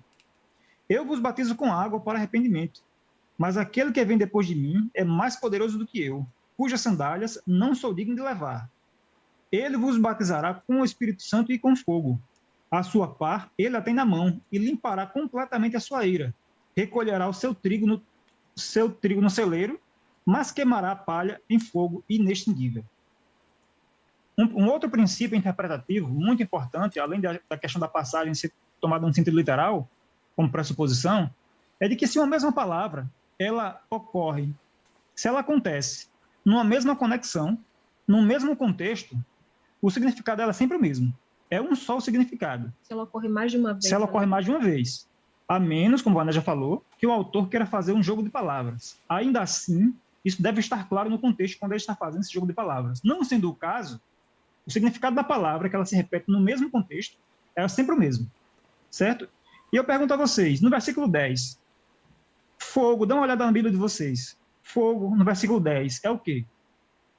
É literal? Que fogo é esse? Isaac pode responder por todos aí. Ele está falando de ser lançado no fogo, né? Tá falando de um fogo destruidor, fogo, não é isso? De algo que vai queimar. Fogo realmente para queimar, para destruir. Para ser consumido. E no versículo 12, fogo ali é o quê? É no sentido positivo, de purificação ou negativo? Queimará a palha em Negativo fogo para quem inextinguível. Para quem sofre. Uhum. Ele está falando de negativo algo que vai destruir completamente, né? Vai pulverizar. Isso. É um fogo positivo para quem sofre esse fogo, para quem está nesse fogo, ou é positivo, sim? A pessoa vai querer estar nesse fogo, desejar esse fogo. Então, pelo contexto aqui, esse fogo aqui do verso 12 e do verso 10 é um fogo de punição, né? Ainda mais que ele está fazendo um contraste. É claramente... Peraí, só um instante, como é Isaac? Não, ainda mais que ele está fazendo um contraste aqui, né? Ele está falando, olha, o que for trigo, ele vai guardar no celeiro. O que for palha, ele vai destruir. Então ele ainda está fazendo um contraste entre uma coisa boa e uma coisa ruim, né? Isso. Posso continuar? E desculpe, no verso 10 também é a mesma coisa, né? O que produz fruto é guardado, o que não é jogado no fogo. Então ele está fazendo sempre o contraste daquilo que vai ser destruído. Então ele está falando de um fogo que na verdade vai ser usado para eliminar aquilo que não presta, né? Perfeito. Vai lá. Então, a pergunta seria, por que no versículo 10, fogo é no sentido de destruir, no sentido de matar, né, realmente, né, de consumir, sentido negativo. E no versículo 12 também, por que apenas no versículo 11 a gente deveria entender de maneira diferente? Veja, o versículo 11 ele não define explicitamente qual é o sentido de fogo. Mas se ele também não diz que é no sentido figurativo, Ainda que não tivesse versículo 10 e o 12, a gente deveria entender como sendo no sentido literal, porque não há nada que diga que é figurado. Só que a gente tem um reforço de que nos versículos, o versículo anterior e posterior, fogo é definido pelo autor. Então a gente deve entender que o sentido aqui no versículo que está no meio é o mesmo. Porque a gente não pode arbitrariamente dar um significado a esse fogo que não seja o que o autor deu no contexto. No versículo 10, no versículo 12, ele deu qual o significado. É um fogo destruidor. Não é um fogo de purificação, muito menos um fogo de línguas e fervor. E por que o autor fala isso? A gente acabou de ler aqui, algumas pessoas vão ter uma certa dificuldade, e de fato, realmente é algo que a gente precisa responder, porque no versículo 11 fala assim, né, ele vos batizará com o Espírito Santo e com fogo, parecendo que as duas coisas é para a mesma pessoa. Batismo com o Espírito Santo e com fogo. Só que a gente acabou de ler aqui, a partir do verso 4, que a plateia de João Batista era o quê? Mista. Primeiramente, foram aquelas pessoas, os justos, que confessavam seus pecados, se arrependiam e eram batizados por ele no Rio Jordão. Mas logo em seguida, o texto narra, né, Mateus, que João viu se aproximando escribas e fariseus, que faziam o quê? Que eram raça de víboras. Ele já começa assim, raça de víboras. Quem vos induziu a fugir da ira vindoura? Repare que ele está falando já em tom de juízo. Já começa ali no versículo 7, né? Começa a falar já ali no versículo, em tom de juízo. Então, uma parte de justos no meio e outra parte de ímpios. Então, a plateia era mista. Então, quando João fala, ele vos batizará com o Espírito Santo e com fogo, o Espírito Santo é para os justos. E o fogo é para os ímpios. Aquela que está para ele estava destinada à ira vindoura. E repare numa coisa interessante. Qual foi o primeiro grupo que apareceu para João Batista, no relato aqui? Os ímpios ou os justos? Foi os justos. Então, os justos aparecem primeiro e os ímpios depois. Esses elementos, nessa ordem, continuam ocorrendo. Quando a gente chega no versículo 10, que fala que da árvore boa e árvore boa primeiro, árvore má depois. No versículo 12, o que é que aparece? O trigo é recolhido no celeiro e a palha queimada em fogo inextinguível. Sempre aparece o elemento que vai ser salvo primeiro e depois os ímpios. No versículo 11, do mesmo jeito. Os justos recebem o batismo com o Espírito Santo e os ímpios, o fogo. Então, esse elemento ele fica desde o início da narrativa. Essa estrutura que aparece os justos e depois os ímpios. Os justos e depois os ímpios. Os justos e os ímpios. Aqueles que se arrependem e aqueles que não se arrependem. Né? Aqueles que, de fato, foram batizados e aqueles que queriam fugir da ira vindoura. Por isso que João fala, né? Raça de víboras, quem vos induziu a fugir da ira vindoura?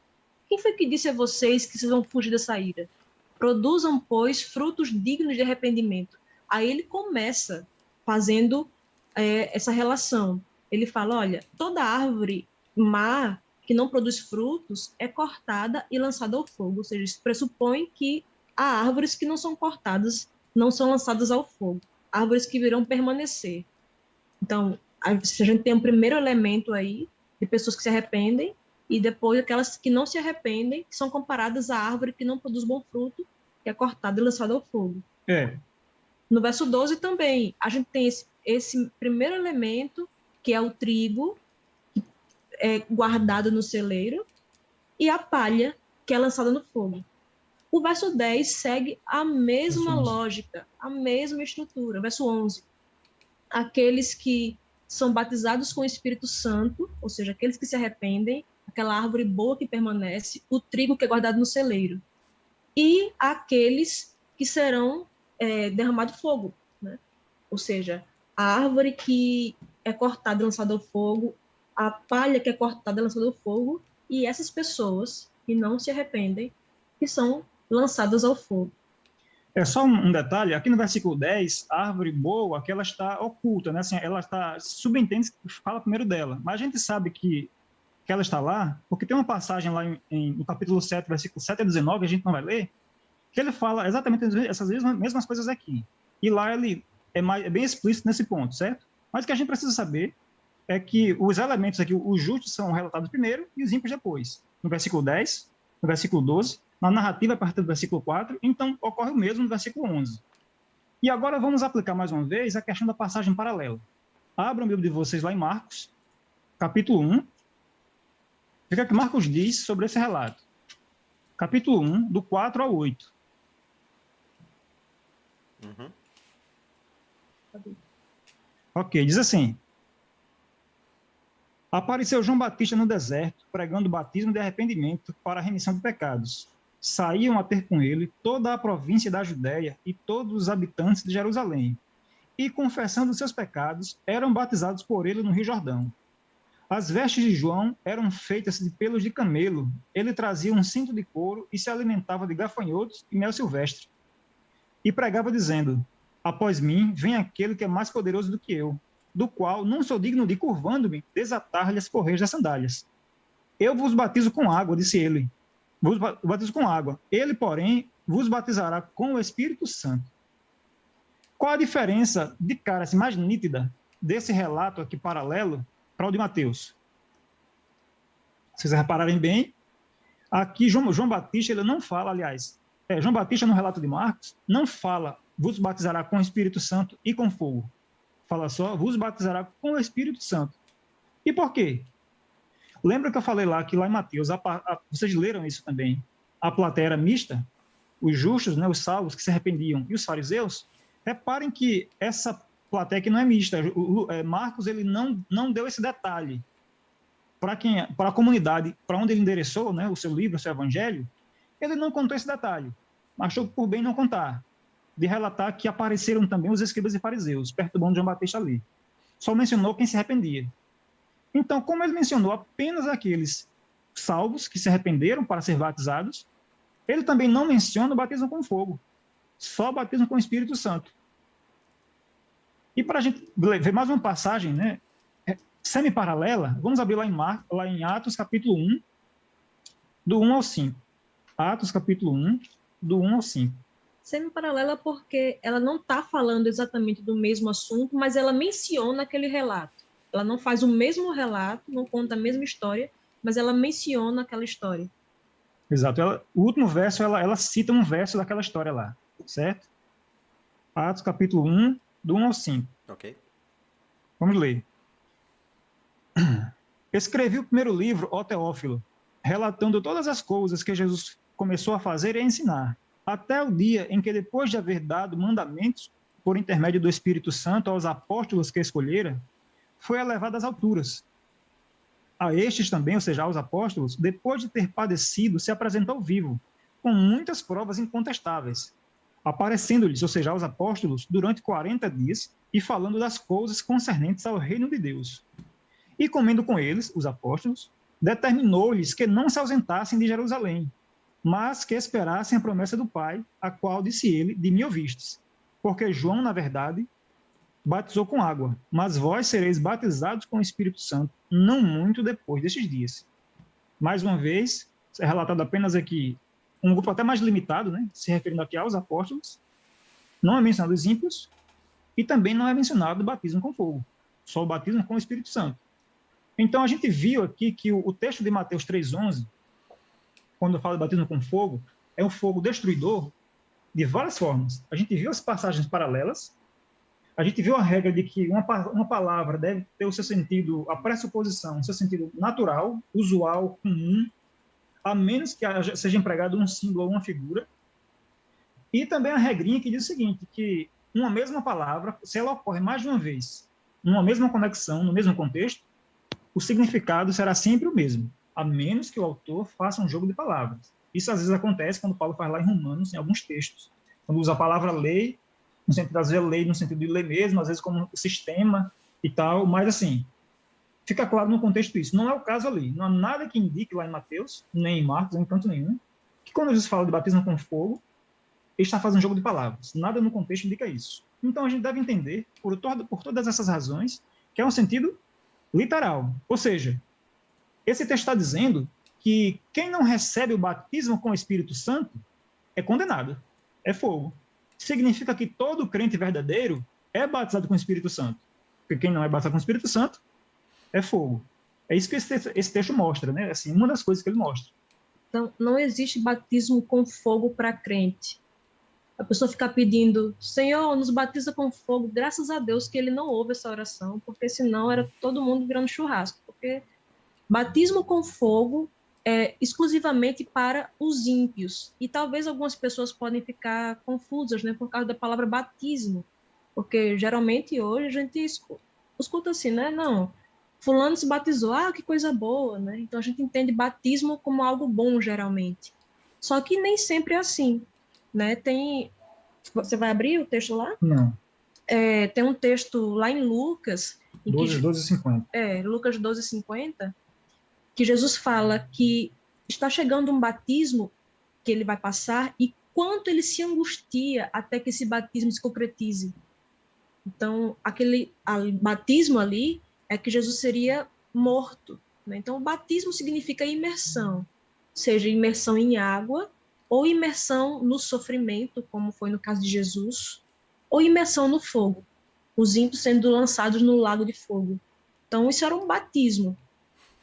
Então, assim, a gente tem que usar as palavras como o autor usou no seu contexto e não transportar o significado delas para o texto que a gente está lendo. Então, assim, a gente vê mesmo João fazendo isso, né? Tem um texto muito famoso lá em João, 1 João, capítulo 2, verso 15. Não ameis o mundo, nem as coisas que há no mundo. Se alguém amar o mundo, o amor do Pai não está nele. Ok, a gente, opa, eu não quero saber desse negócio de mundo. O mundo não presta, eu não quero saber disso. Só que o mesmo autor, no seu evangelho, no capítulo 3, verso 16, fala que Deus amou o mundo de tal maneira que deu seu Filho unigênito e tudo mais. Então, opa, peraí, é para amar o mundo ou para não amar o mundo? Só que a mesma palavra, o mesmo autor utilizou com sentidos diferentes. Eram livros diferentes, contextos diferentes. Então, o sentido ali de 1 João 2,15 é no sentido que ele mesmo vai lá destrinchando. No versículo posterior, no verso 16, ele fala que as concupiscências da carne, né, ou seja, a cobiça da carne, a cobiça dos olhos e a soberba da vida não procedem do Pai, mas do mundo. Ou seja, o que ele está chamando de mundo ali? Ele está chamando a cobiça e a soberba. E quantas vezes a gente vê esse texto sendo utilizado em sermões para falar de, se você tem um cabelo black, eu não estou falando isso porque eu tenho um cabelo black não, tá? Eu estou citando exemplo, assim, se você tem um topete, assim, se você tem uma barbicha, assim, se você tem uma careca, assim, igual a dizer, isso aí é porque é o mundo, né? Sendo que o autor está ali de fato parece o mundo, né? A cabeça de Isaac. É verdade. Mas, menino, olha só, tá vendo, Isaac? Não, a mim também parece. Mas... Tá vendo porque ele não quer participar? Pra ele, eu não tô te ouvindo, não. Não, vamos ficar assim ouvindo mesmo, para não dar direito de resposta a ele. Depois... O povo me ouve, o povo há de me vindicar. Tá vendo como era melhor? Isso é para você parar de estar chamando ele de frente do povo, tá vendo? Ele tá se vingando. Então, assim, o mundo é definido pelo autor ali como sendo cobiça e soberba. A gente escuta falar de mundanismo e não escuta falar sobre isso. A gente não escuta falar, olha, se você é soberbo, se é soberbo, você pode ser com um shortinho do El Chan, você pode ser soberba com a saia até o tornozelo, ou com terno e gravata. Sabe? A soberba independe dessas coisas. Às vezes você é soberbo porque você está de terno e gravata e se acha mais santo que os outros. Então isso é soberba. Ostentação, né? Isso é soberba. Então a gente não escuta falando, olha, se você é soberbo, você é orgulhoso, arrogante, você está sendo mundano. A gente não escuta isso, porque a gente pega o significado que tem na nossa cabeça sobre o que é o mundo, qualquer coisa que eu acho estranha, então é o mundo. Eu trago esse significado para o texto. E isso aí, lá em 1 João 2,15, né? E aí, quando você vai lá para João 3,16, mundo significa outra coisa, significa as pessoas. Então, Deus amou os seres humanos, Deus amou a humanidade de tal maneira. Então, veja, são significados bem distintos para a mesma palavra e o mesmo autor.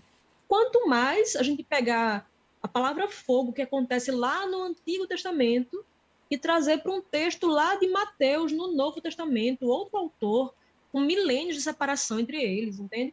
Então, assim, deixa sempre o autor falar. Olhe sempre o que vem antes, o que vem depois, a quem ele está dirigindo aquelas palavras. Se você for ver para quem João está falando, raça de víboras, quem vos induziu a fugir da ira vindoura. Então, ele está falando isso no sentido de juízo, de punição para aqueles que eram impenitentes. Então, veja para quem está se dirigindo as palavras, veja qual o propósito do autor, e aí vai ficar mais claro. Vamos pensar um pouquinho.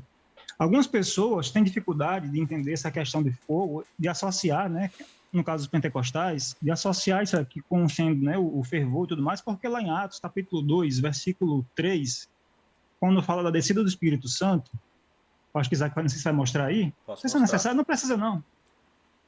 Diz assim, né? E apareceram distribuídas entre eles línguas como de fogo, e pousou uma sobre cada um deles.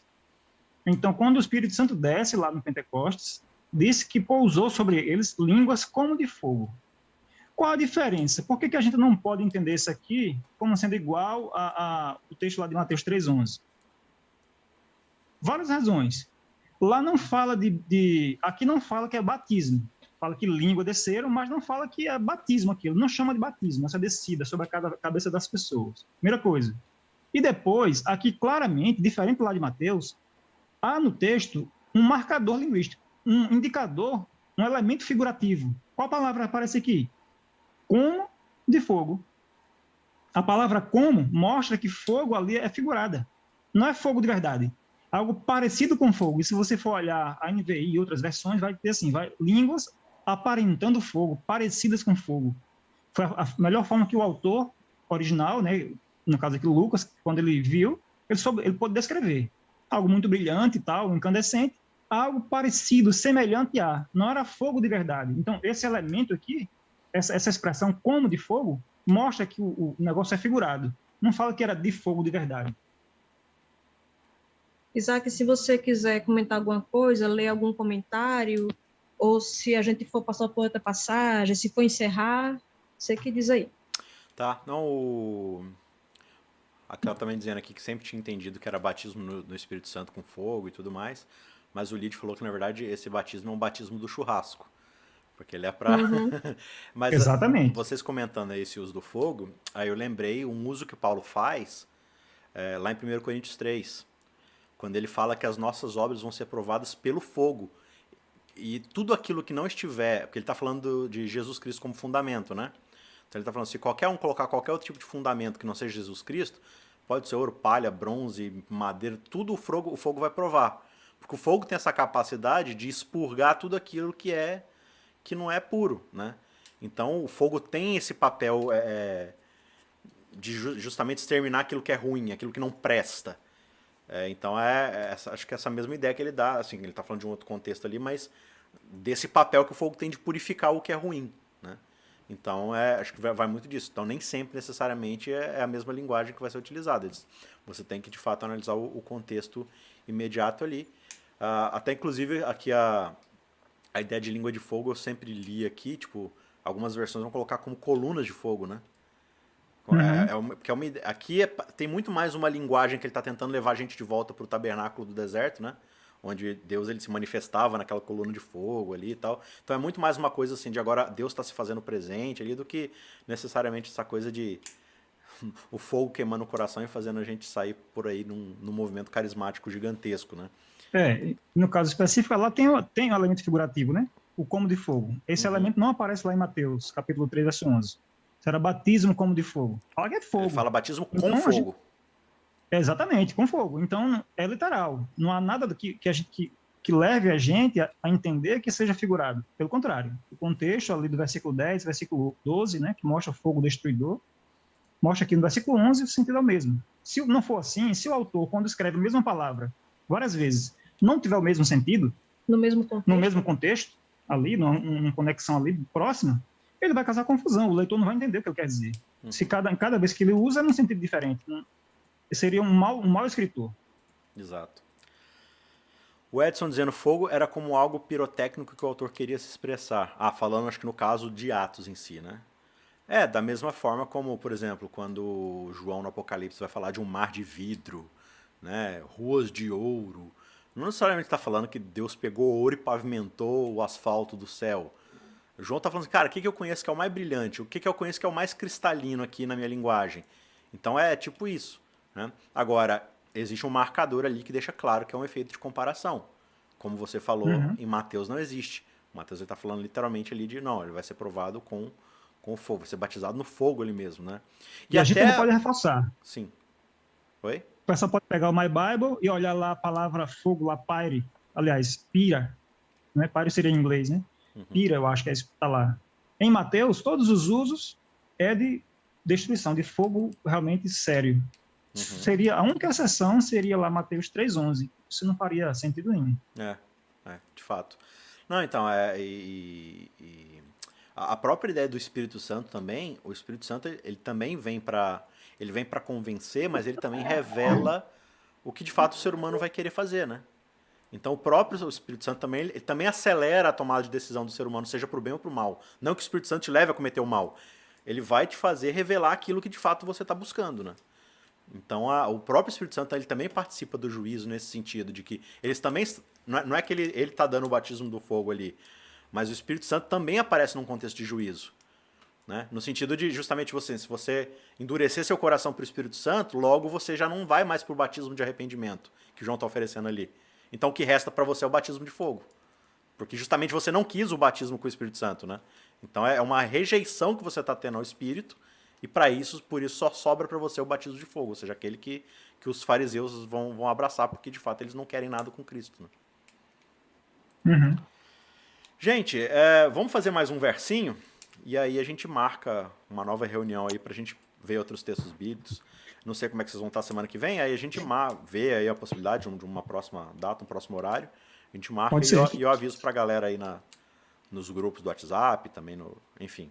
Gente, eu tô quase sempre me comunicando lá pelo grupo do WhatsApp, então, para quem não está cadastrado lá nos grupos de WhatsApp, entra lá no queroentenderabiblia.com.br, lá tem um link pro grupo, ou pro Telegram também, se você quiser preferir o Telegram. E lá eu sempre aviso os horários das aulas, porque nem sempre a gente consegue fazer no mesmo horário, né? Então a gente vai tentar aí ver se consegue marcar outra live aí com o pessoal, com a Vaned e o Giovanni, para eles poderem continuar dando alguns exemplos legais pra gente. Mas por hora a gente vai ver mais um versinho aqui e aí a gente encerra a nossa live, que a gente já está com quase 1h30 aqui. Beleza? Então vamos lá, gente. João 10:10. João capítulo 10, verso 10. Quando o Isaac projetar aí. Lembra quando Giovanni falou sobre Mateus capítulo 5, verso 48?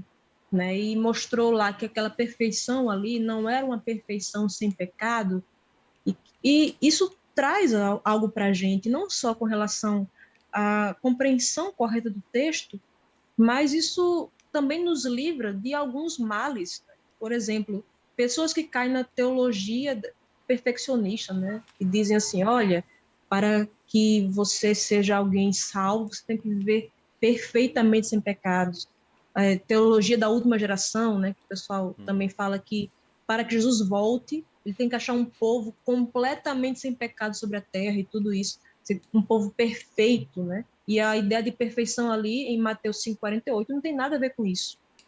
Então veja quantas pessoas vivem uma vida muitas vezes miserável, né? Porque elas acham que não, eu pequei agora Deus não me aceita mais e tudo isso, sabe? Eu não sou perfeito, mas a noção bíblica de perfeição não é essa.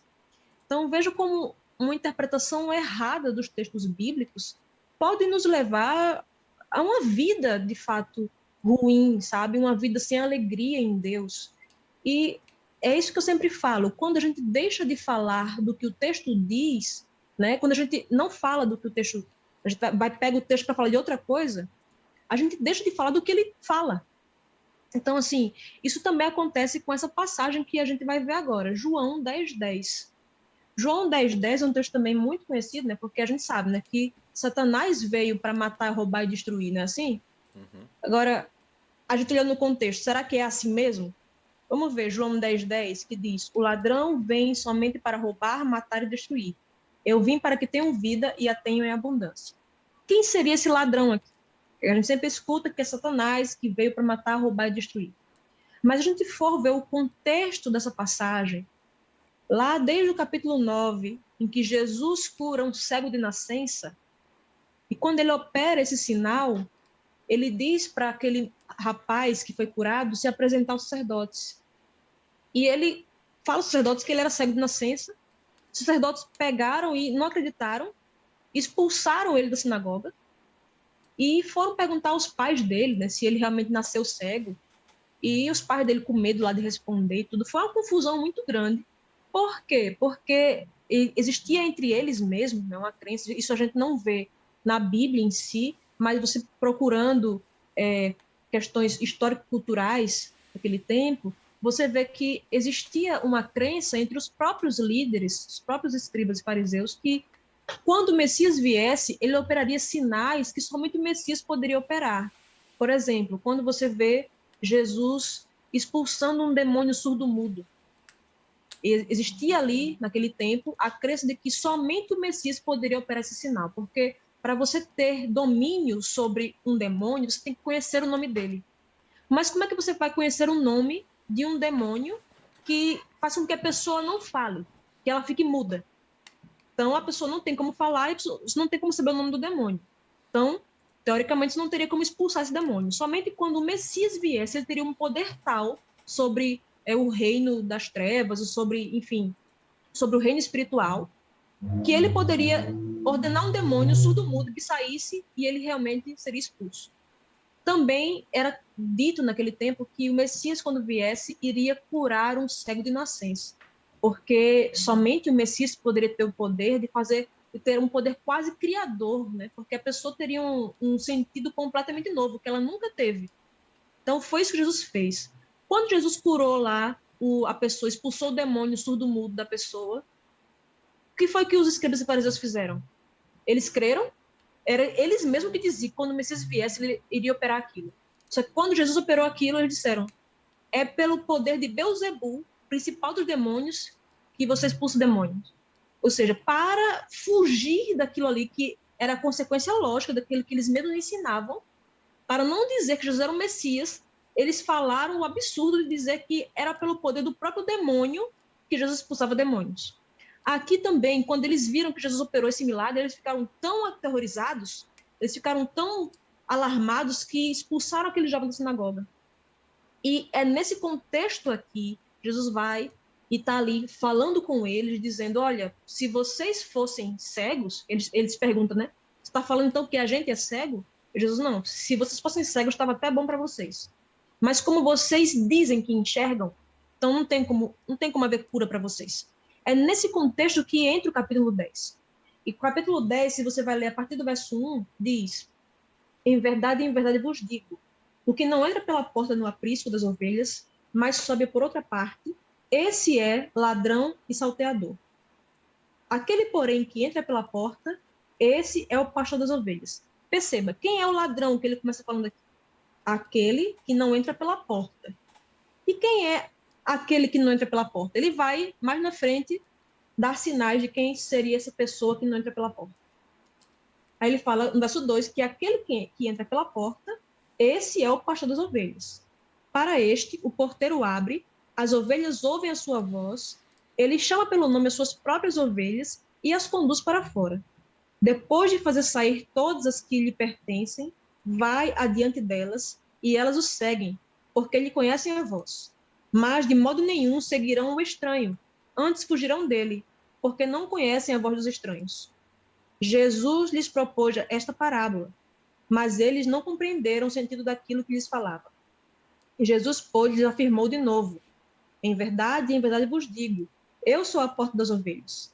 Todos quantos vieram antes de mim são ladrões e salteadores. Veja que ele repete aquilo que ele falou no verso 1, né? Que aquele que não entra pela porta, esse é ladrão e salteador. Então, todos aqueles que vieram antes de Jesus são ladrões e salteadores. Mas as ovelhas não lhes deram ouvido. Verso 9. Eu sou a porta. Se alguém entrar por mim, será salvo, entrará e sairá e achará pastagem. O ladrão vem somente para roubar, matar e destruir. Eu vim para que tenham vida e a tenham em abundância. Eu sou o bom pastor. O bom pastor dá a vida pelas ovelhas. O mercenário que não é pastor, a quem não pertencem as ovelhas, vê vir o lobo, abandona as ovelhas e foge. Então o lobo as arrebata e dispersa. Veja que aqui, em momento algum, é falar de Satanás. Você, nessa leitura aqui, conseguiu perceber a pessoa do diabo, de Satanás, em algum momento sendo mencionado? Não. Porque isso aqui era um debate, era um embate que Jesus estava tendo com os escribas e fariseus. E ele começa a ensinar, dizendo, olha, em verdade vos digo, o que não entra pela porta no aprisco das ovelhas, mas sobe por outra parte, esse é ladrão e salteador. Quando ele repete essa expressão aqui, ladrão e salteador, ele fala daqueles que vieram antes dele, no verso 8. Todos aqueles que vieram antes de mim, esses são ladrões e salteadores. Porque o quê? Vieram demônios antes de Jesus? Vieram outros satanás antes de Jesus? Não. Quem foi que veio antes de Jesus, que ele está se referindo aqui? Os líderes religiosos que, né, se pretendiam ser pessoas que ensinavam o povo, que guiavam o povo, que eram pastores do povo, mas que de fato não o eram. Então, é nesse contexto aqui, então, o verso 10, que fala sobre o ladrão e salteador é a mesma coisa, né? Então, esses ladrões e salteadores não está aqui falando sobre Satanás. Claro que essas pessoas são muitas vezes movidas por Satanás para fazerem isso.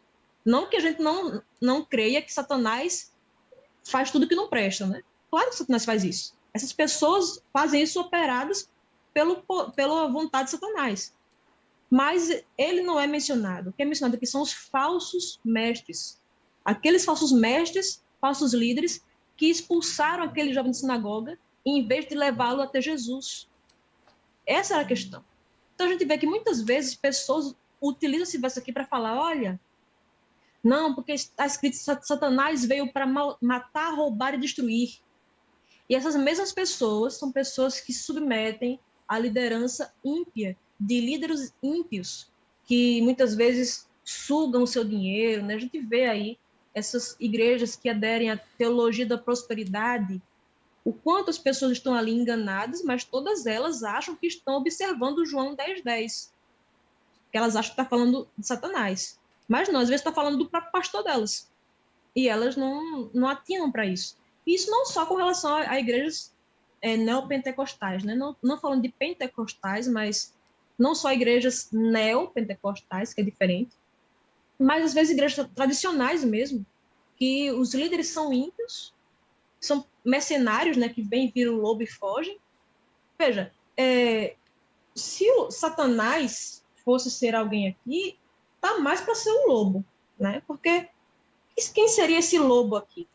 Então, Satanás estaria fugindo dele mesmo. Se Satanás é o ladrão e salteador, e Satanás também é o lobo, Satanás está fugindo dele, como é isso? Não faz sentido. Então, o sentido é que essas pessoas, sim, operadas por Satanás, mas esses falsos mestres, que são os ladrões e salteadores, que Jesus está falando aqui em João 10:10. Então, João 10:10 não está falando do diabo, está falando de gente mesmo, gente ruim que age como o diabo, sob o poder do diabo, mas gente, falsos líderes, falsos mestres. A gente pode reforçar isso aqui, né? Uma outra dica para vocês, como é que começa o verso 10? Em verdade vos digo. Capítulo 10, né? O capítulo 10, versículo 1 do capítulo 10. Em verdade vos digo. Na Bíblia, essa expressão, em verdade, eu não encontrei até hoje nos evangelhos, começando um assunto assim. Em verdade, não tem sentido. Jesus, quando fala isso, em verdade, ou como outros evangelhos falam apenas uma vez, né? Em verdade, é reafirmando ou continuando o assunto que ele acabou de falar, acabou de mencionar. Jesus nunca começa uma história, não começa uma narrativa com em verdade. A palavra em verdade é amém. Amém, amém, no original. Trazido como em verdade. Então aqui não começou uma história nova. É uma continuação com o capítulo 9. E um outro ponto importante é o versículo 6, que diz assim: Jesus lhes propôs esta parábola, mas eles não compreenderam o sentido daquilo que eles falavam. Jesus, pois, lhes falou de novo, em verdade. E esse pronome aí se refere a quem? Quem é que é a primeira pessoa que aparece antes disso aqui? O próximo. É os líderes religiosos, que é falado no final do versículo 9. Depois disso aqui, não aparece mais ninguém para usar esse pronome. Lhes propôs. No final do versículo, no versículo 6 e 7. As pessoas próximas que poderia esse pronome estar se referindo, está no final do capítulo 9. No capítulo 10, quando entra, não há outro grupo a quem Jesus tenha se referido. Jesus lhes propôs esta parábola, mas eles não entenderam. Se referindo a eles, né? Ao pessoal do capítulo 9. Acho que isso aqui fica bem claro, né? Para mostrar esse link, né? com a história anterior.